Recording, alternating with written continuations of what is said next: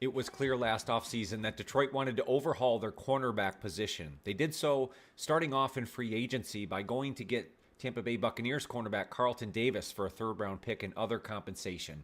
And he really filled in well here in Detroit, starting off day one as the number one cornerback, and that continued throughout the season. And I think the biggest decision this offseason, at least one of the biggest this offseason for the Detroit Lions, is what do they do with Carlton Davis? He finished the season on injured reserve with a broken jaw, but he is an unrestricted free agent heading into 2025. And again, we talked about the Lions bringing him in for the third round draft pick, and I think it was a great free agent pickup.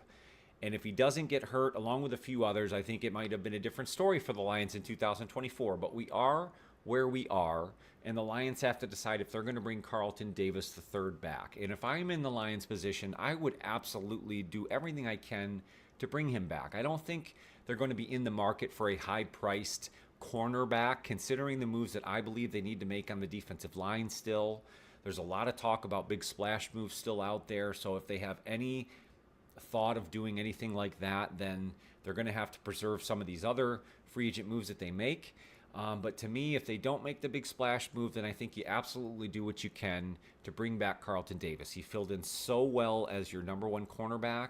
I don't know if Terry Arnold's necessarily ready to just jump in as your number one. I'd love to have him as a number two, as one more year of seasoning, allow him to grow into it again.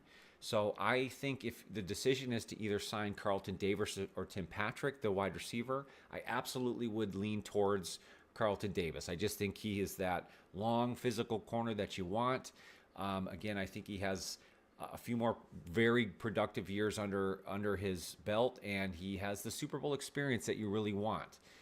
So I absolutely would re-sign him and try to go into 2025 with Carlton Davis as your number one corner.